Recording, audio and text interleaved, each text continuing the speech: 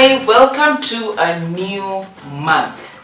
I hope you managed to watch my video for last month that I posted that basically explained where I've been. So if you haven't watched that, please check it out. I'll put it in the description.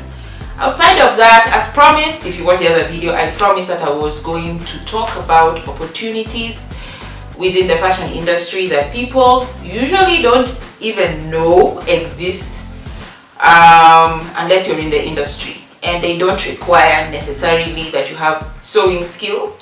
There might be some that have an element of sewing, but majority of them don't have it. Outside of that, I have done videos before of opportunities in the fashion industry, from very professional jobs to within the industry where you work with your hands and everything, to even just small services here and there that people need within the industry.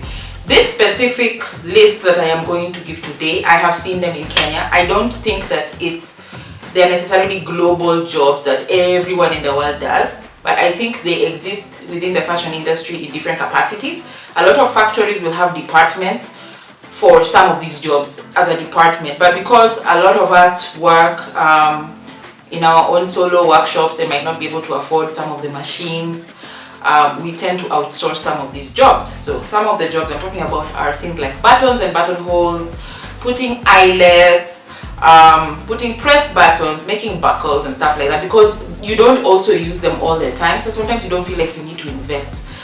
But if you live in Nairobi, because I live in Nairobi, and you go to some of these markets where tailors are based, you will find these services. You'll find someone who does overlock for people, and that is all they do. You'll find people who do buttons and buttonholes for people, and that is all they do, etc. You'll find some who do a mixture of the different services.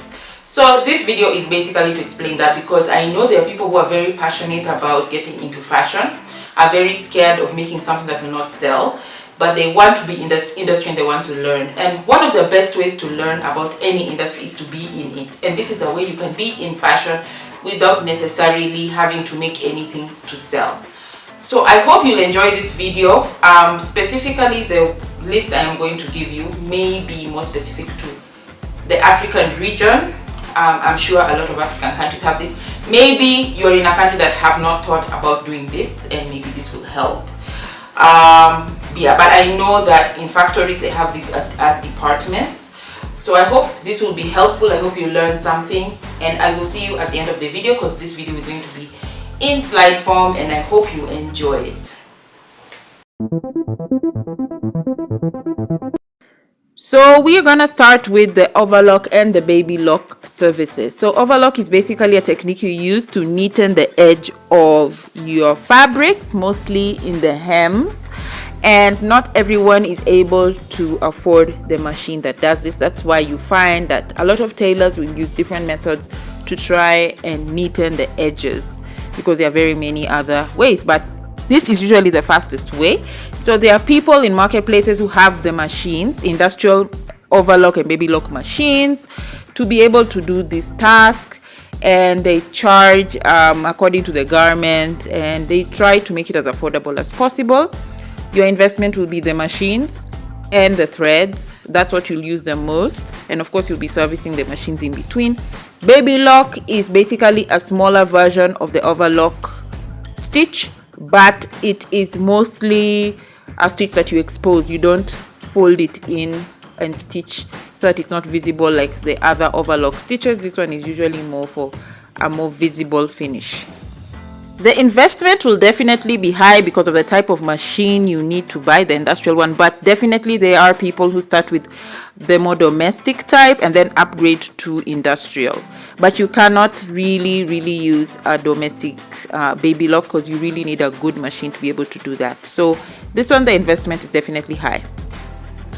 Buttons and buttonhole services. So basically what this entails is putting buttons and buttonholes, but there are people who do it as a job at an industrial level. As I said, there are some things that are done that in a factory would be a whole department. So a lot of people really outsource these services, and as you can see from the footage I have taken, this is actually what inspired this video.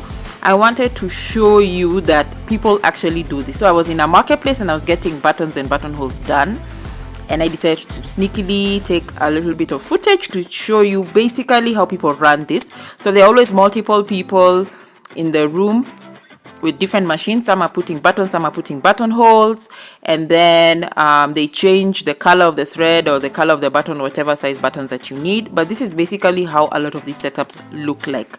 So I wanted you to have a feel of this. This is actually at Nairobi Textiles, and you can see the machines are very big and they're industrial and they do cost a lot of money, which is why it's mostly outsourced. But people basically make clothes and leave them there, and then when they are done, people come and pick up their clothes. Next, I would mention sewing accessories, because a lot of times we replace these items often. It could be machine parts, especially the small movable machine parts. It could be things we sew with, like threads and needles and things like that.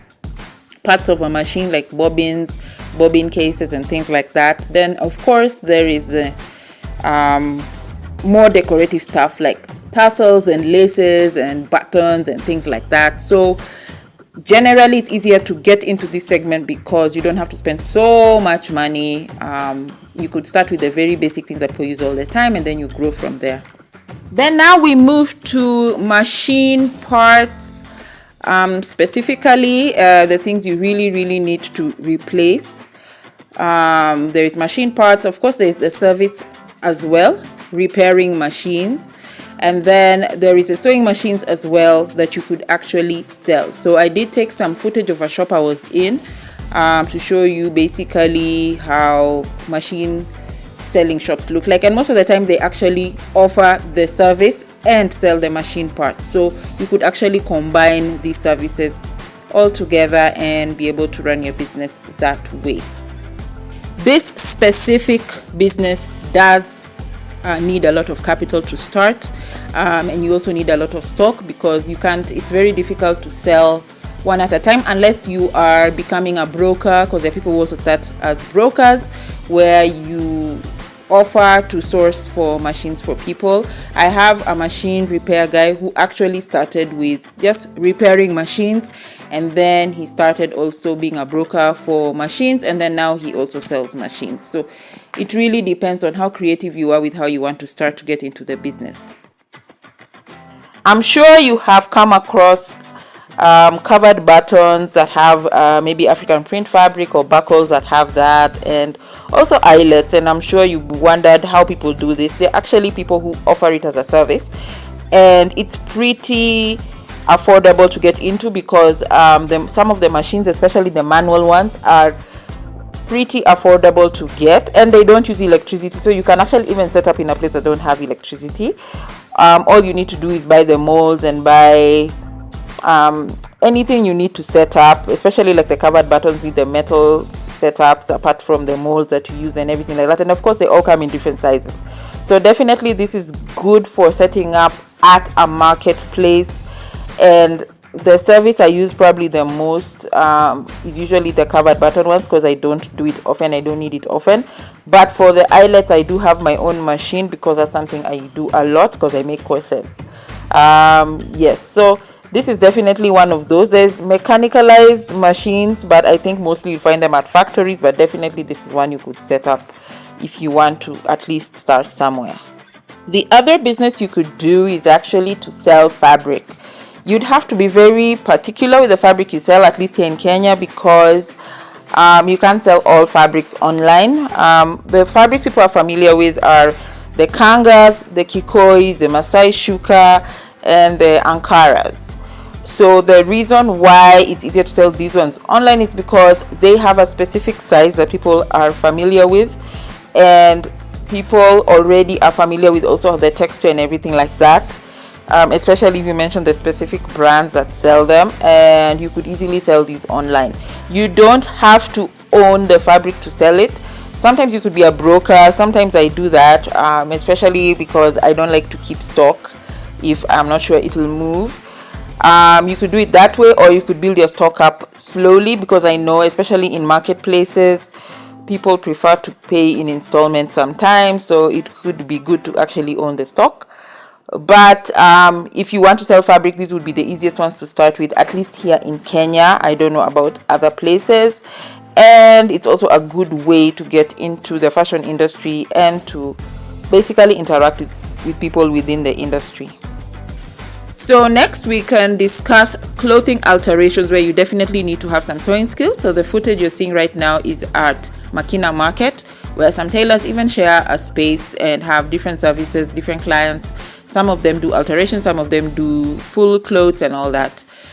You could set up in a place generally that is busy and needs alterations. It could be where people buy a lot of thrifted clothes. It could be at clothing boutiques where they sell ready to wear clothes, but they need a few alterations here and there. You could also offer it as a service, as I've seen. There are people who are offering clothing alterations. They even pick up the clothes and return it back. I've also heard laundry services sometimes need this service. So it is definitely one of those things you could do. The problem is you never know how much work you need, so it's very hard to gauge how much you'll charge people.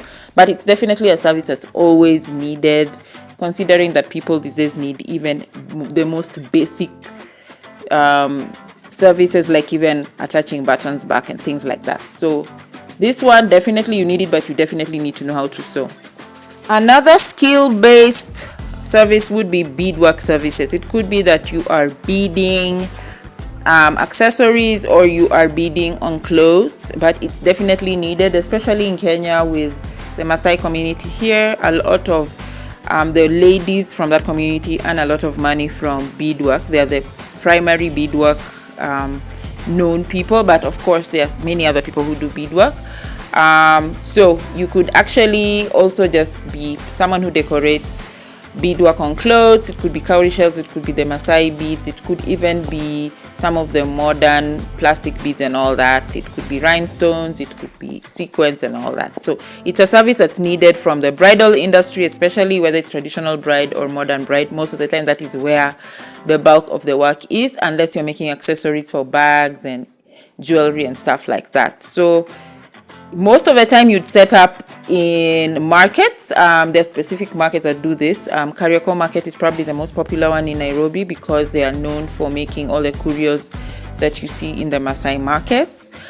So that is the best place to set up, because that is where the demand is. Mostly you'll need a skill to know how to do it, and the materials could be bought on order, but the skill is what is most important in this specific one. If you have a lot of money to invest, I would definitely encourage you to get into embroidery and printing, because most of your clients will probably be in the corporate circles, and you really need to do large volumes for it to make sense. So the best investment would be an embroidery machine that is computerized.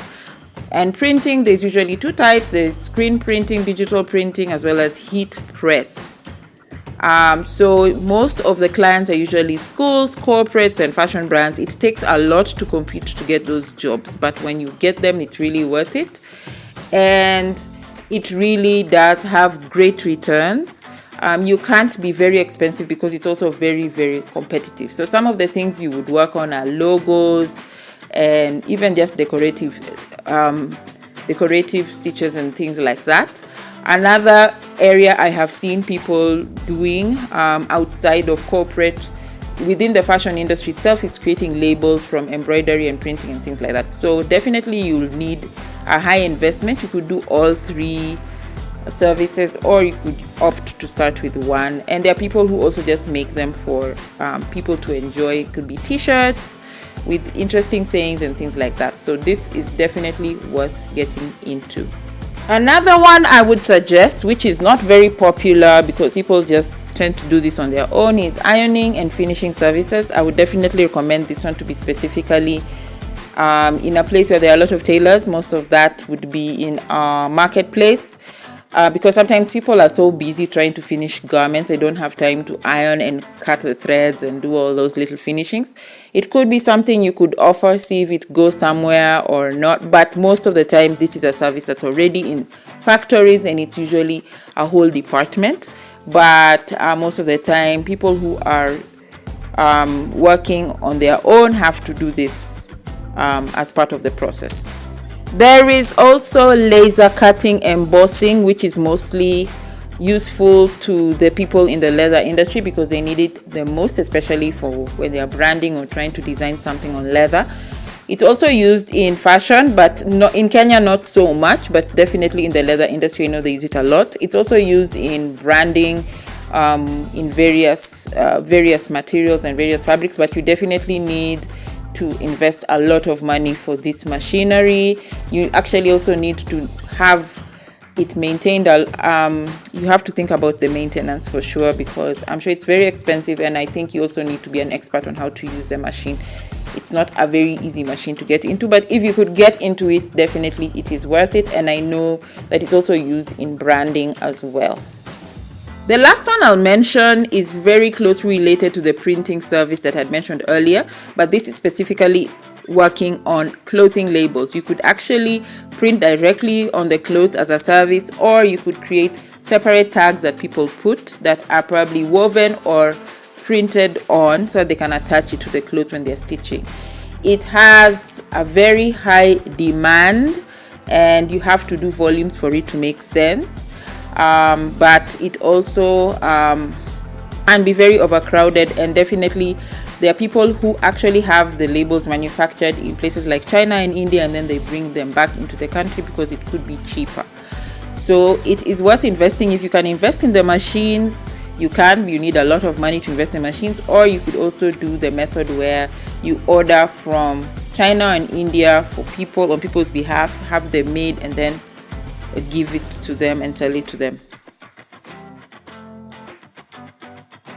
So that is the list. I am sure there are things I've left out. I'm sure. And I'm also sure that there are some countries that have more unique opportunities that maybe we could explore. So if you know anything that I've left out, feel free to put it in the comment section. I'm sure people will learn about it, and I just hope that this has been a very helpful video. I really am passionate about seeing this fashion industry growing in this region, Africa at large, because it's a bit underdeveloped. It's there but not there, and I know that it has a huge opportunity to create jobs for people who may not be able to get a job, but you can be able to get work and do it. So these jobs are mostly in marketplaces, so when you're set up in a place where you will find a variety of tailors who are willing to pay for these services. Most of the time you'll find that you have to be very affordable so that they can be able to afford it, but you may find that you're always getting work off it. So thank you for watching till the end. I'll see you next month when I share mistakes people make when they are setting up their fashion business. And I have done mistakes people make when they're sewing, which will be linked when you're watching that video. But there are some mistakes people make when they want to set up their fashion business, which is why I always think it's important to show all the opportunities, so that by the time you want to set up your business, you know where you want to start with. So I'll see you next month. Thank you so much for being patient with me as I release these videos, and see you soon.